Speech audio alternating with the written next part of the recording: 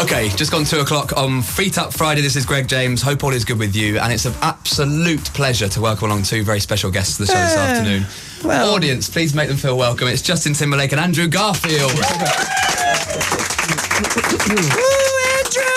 Can I just start off by saying that these people don't follow me around everywhere. We just have an audience on a Friday, so I'm not freaked out by them. I was giving out free money at the hotel to anyone who would come and hang out with me at the BBC radio. Oh, have you given these people money to be here? Oh, yeah. Oh, I thought they were extra happy today. I do that everywhere I go. Oh, well, please, can I have some of your money, Justin? No, you're paid to interview me, so that's... Okay.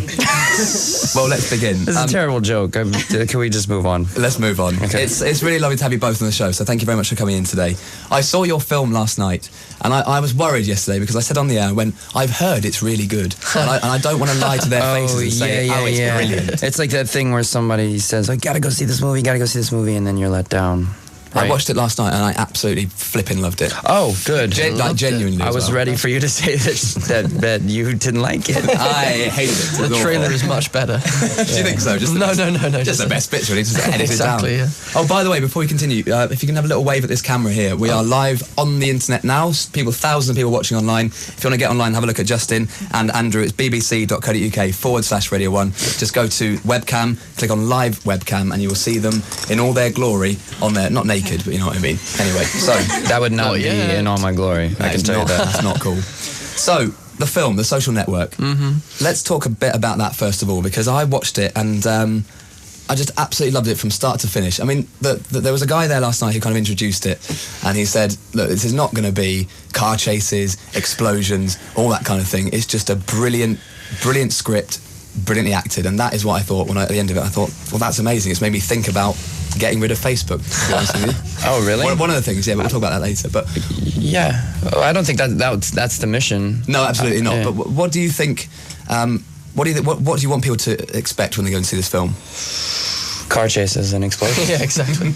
No, I don't. Surprised. Yeah, I don't know what to tell people to expect, but it is. It's very rare that you do get a film that's classified as like a talkie film that rivets you the same way. But I think it says so much about David Fincher as a director. I mean, he's got a knack for thrilling. You know, he does thrillers, and I think it's not far-fetched that he could take this subject matter and make it riveting. Now, Aaron Sorkin was the guy who wrote the screenplay, and he said that it was more like a courtroom drama type thing. Would you agree with that? I think that's an element of it, yeah. I think, half of the story is set in deposition rooms, which is the period of time before, an actual courtroom situation. But, that may not give it the best, most exciting kind of description. But yeah, you saw A Few Good Men. Like, that was his first script. He wrote that at age 25. Amazing. Genius, right? And he wrote it on on The West Wing as well, didn't he? That's right, yeah. But he wrote A Few Good Men on theatre napkin, on little place napkins when he was working at a New York theatre bar. And he'd go home every night and collate all the notes from the day and type it all up. And 25 years old. When you first read the script, did you think instantly, yes, this is exciting? Yeah, my first introduction, and I think Andrew's as well, to the script, I didn't really know what the story was about. And I'd been sent the script and said, Aaron Sorkin wrote the screenplay, and that immediately was very exciting for me. And then, and he said, yeah, it's a story developed from Facebook. And that immediately confused me, so I was intrigued, and then I read it, and what I found was that it wasn't a story about, because I was expecting to get a lot of techno babble, but what I found was really a coming of age story, a story about youth and friendship and betrayal, and what could happen to a friendship, young people when money and power gets thrown in between them. Yeah. I mean, Justin, you've had a huge career so far, very, very varied as well. That's subjective, I think. Do you think? Oh, yeah. Okay. That's very kind, thank you. I think it's pretty good. I think it's pretty successful. I'm not complaining, I'm very happy. This role, though, now, I mean, you're moving into... this is proper serious acting now, isn't it? Because this role that you played the guy who created Napster, quite a difficult role to do because, I mean, this guy's real. You don't want to annoy him by sort of portraying him in a bad way, whatever. But, I mean, it must have been quite an interesting role to play because he seems like a really nice guy, but also slightly odd and power crazy at the same time. Well, you know, I don't know him as a person, so I can't assume what he might be like. I've met him. He's horrible. I met him too briefly before I was cast in the film, and I thought he was very nice. Yeah, he's not. But wow. But you know, in playing the role, I think that I saw an opportunity to you know, I think what Aaron did in researching this story for, you know, I think he felt a moral obligation, as did we as actors, you know, to be sensitive to the fact that we were playing characters based on real people. And so yeah, you take that into consideration, but also the movie plays out the way the movie plays out, and so you see an opportunity to create a character that could be very dynamic and very interesting and also very dark in many ways. Now, Andrew, you play the best friend of Mark Zuckerberg. The guy who plays Mark Zuckerberg. The girlfriend, yeah. It's the girlfriend role. The girlfriend. You play the girlfriend of Mark Zuckerberg. Yeah. Did you find it a fascinating role to kind of try and explore a little bit? Oh, absolutely, yeah. I think every single role in this film is extremely interesting. You know, the journey that these young people go on is extreme. They're the kind of elite. They're the elite school of the world. You know, Harvard, and there's so much ambition and, you know, drive flying around, and people trying to make their mark. So to be involved in a story of that kind, it's fascinating. And the journey that he goes on is incredible. He loses his innocence entirely. Like he experiences his first betrayal, and we've all been betrayed at some point, and we've all been the betrayer in that situation. So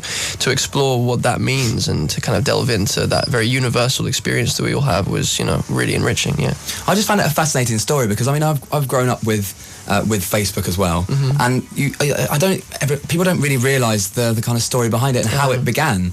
And it began as this very small little website, and it grew and grew and grew. And if you do get that much power and that much, 5 million friends on Facebook, you're going to sort of question your close friends and go, well, I don't need them anymore. I've got 500 million other ones to sort of choose from. Maybe, or maybe not. Maybe the 500 million friends makes you realise you have no friends at all. Yeah, and terribly lonely as well. Yes, exactly. I think it's kind of analysing that in a very interesting way, and it's kind of raising questions of, you know, us connecting so fruitfully on the internet maybe reduces the way we can connect, eye to eye and flesh to flesh and person to person. So The Social Network is the film. We'll talk more about it in a second. You listen to Radio 1. This is Greg James with Justin Timberlake and Andrew Garfield. Back in a bit.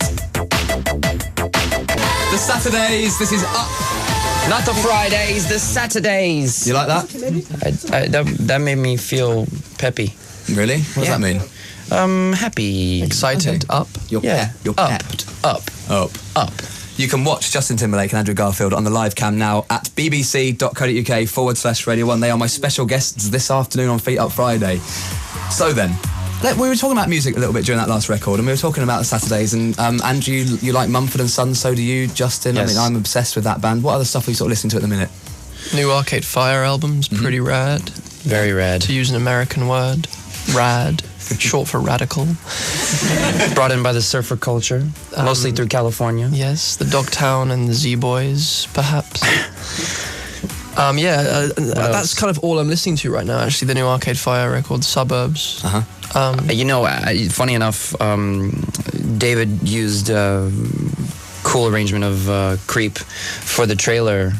And ever since then, I've just been really recycling all of my Radiohead stuff and going back and listening to, Kid A and Hail to the Thief and those albums and things like that. Andrew, let's talk to you quickly about, is home for you here or LA these days? Home is here. Yeah? Definitely London, yes. Even though I'm going to have to be over there for a few months, which is lovely. I really like it over there. But I miss the rain, and I miss being miserable and bumping into people on the street and getting in fights nearly every day. Yeah. I really do miss that. Are you a fighter? You be a fighter? No, I get in at least one fight a day. Really? Yeah. One a day? Yeah. I break at least one bone, either my own or the person I'm fighting. Usually my own. Oh, okay. Is that not even at nightclubs? It's just sort of during the day? No, it's just like anywhere really. Supermarkets, coffee shops. Radio 1. Oh wow, you're gonna break my nose. I mean, if you're cheeky, yeah. Okay. No, come on, no. Of course, I've never been in a fight in my life. Okay, good.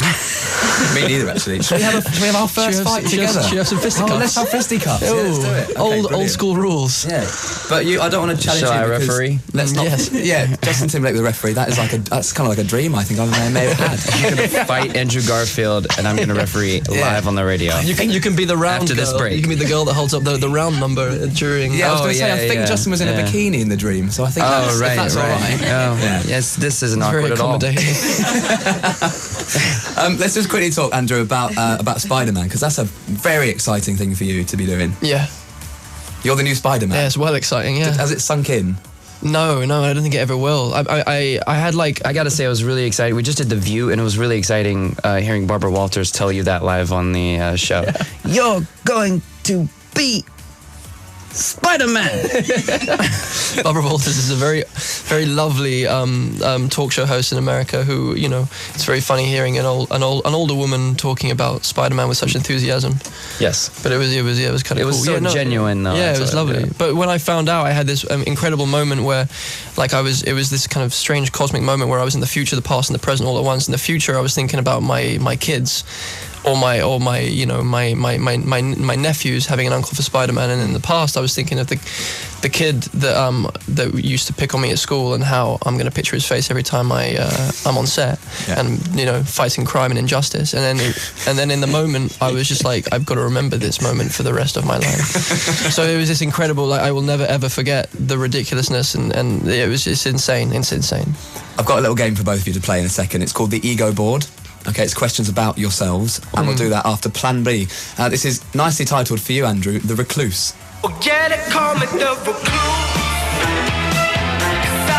My guests today are Justin Timberlake and Andrew Garfield, who are questioning my Free Up Friday audience, saying they look bored. No. We just feel bad because they have to just stand there, and I feel like it's a little unfair of you guys to request that of them. It is a bit, isn't it? I mean, I would say that they're standing because you got the seats, but they stand all the time anyway, so it's fine. Okay. Anyway, before you have to pop off, I'd like to do a little game with both of you. It's called the Ego Board, okay? I love games. I love my ego. 90, well, and I'm not bored at all, so... okay, you have 90 seconds then. We'll start with you, Andrew. Okay.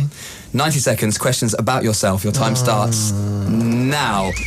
Question 1, what year were you born? 1983. Correct. Question 3, when you were 15, what youth theatre production did you perform in? Bugsy Malone. Yes. Question 3, what school did you attend in Ashted? City of London Freeman School. Yes. Next question, what year did you graduate from Central School of Speech and Drama? This is all none of your business. I've just stopped the clock. Seriously, this is all none of your business. Central School of Speech and Drama, yes. What year did you graduate? Oh, yes. 2004. Correct. Next question, what sport did you do a lot when you were younger? Gymnastics and swimming and basketball and Bonus points, yeah. stretching. Any more? Skiing? Stretching's a good sport. No, just mostly stretching.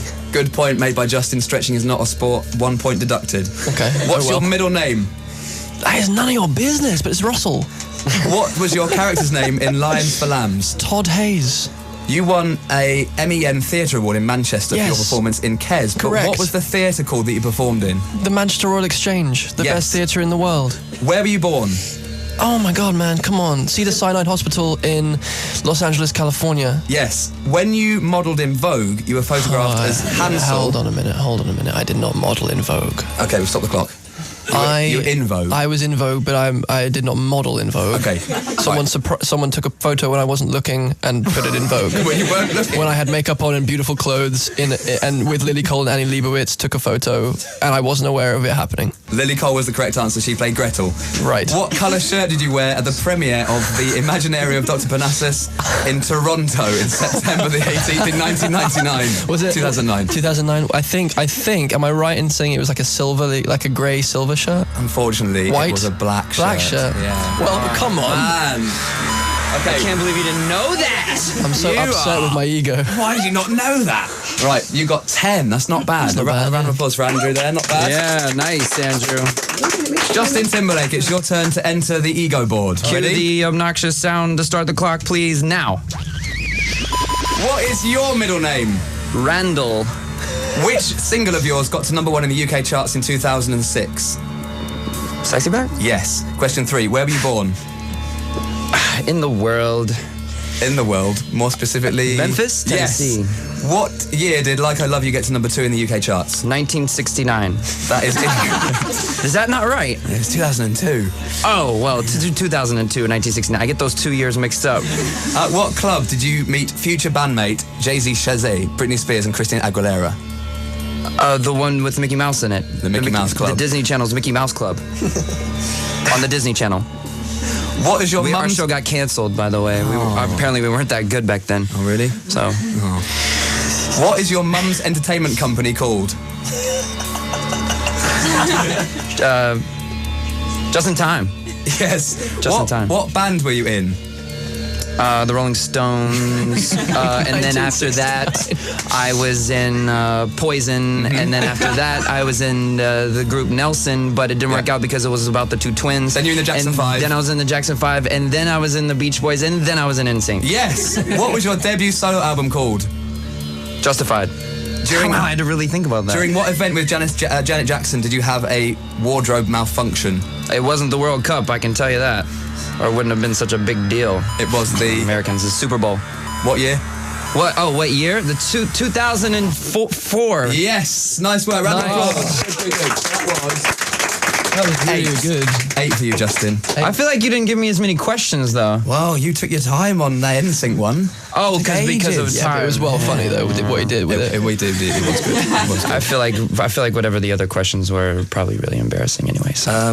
No. There's no need. Just move on. Do you want some more? No, I don't. How many singles do you have in the UK top 20? Want to answer any more of your questions? What is the first track on Justified? Senorita. Yes. All right. Thank you very much. An absolute pleasure to meet both of you. Nice to meet you. The incredible Social Network is out next week. Andrew Garfield and Justin Timberlake, thank you very much. Thank you for having us.